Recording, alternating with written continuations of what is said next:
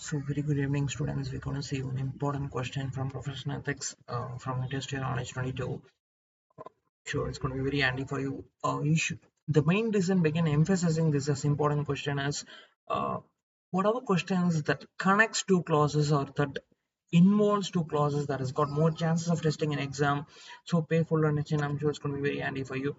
First one is the question is CA should CA in practice specializing in the field of information systems audit. He is considered to be one of the experts in this field because of his command over the subject. ZX Limited, a company engaged in rendering management consultancy, offer him to appoint as its managing director. CA should accept the position of managing director without obtaining prior permission from the institute.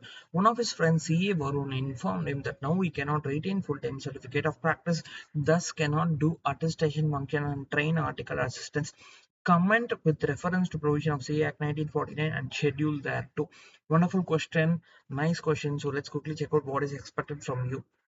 As per clause 11 of part 1 of first schedule to CA Act 1949, CA in practice will be deemed to be guilty of professional misconduct if he engages in any business or occupation other than the profession of CA unless permitted by the council so to engage. This is the starting part of the answer. Most of you will be able to would have guessed the provision, right?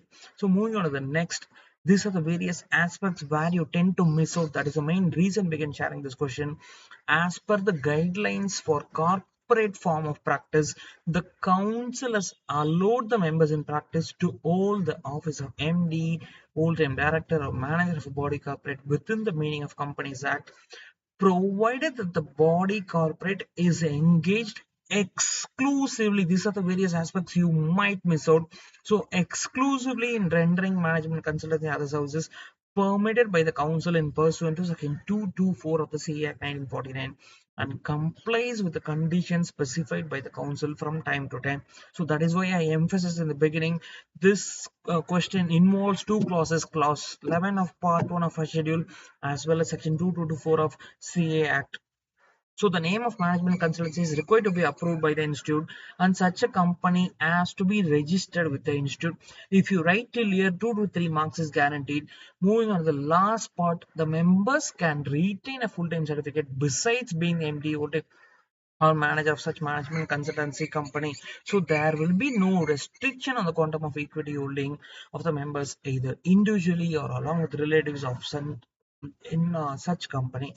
So such members will be regarded as being in full-time practice only. So the Shub's view is correct. So therefore he can continue to do attestation in individual capacity or in the firm as well, and also he will be entitled to train article or audit assistants. So CA Vishal's opinion or view is wrong. So in this case the conclusion para is CA Shub, CA specializing in information system audit and is considered an expert.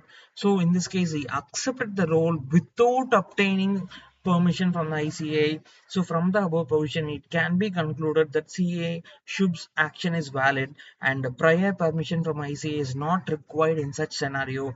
So nice question, good question, lot of chances for coming.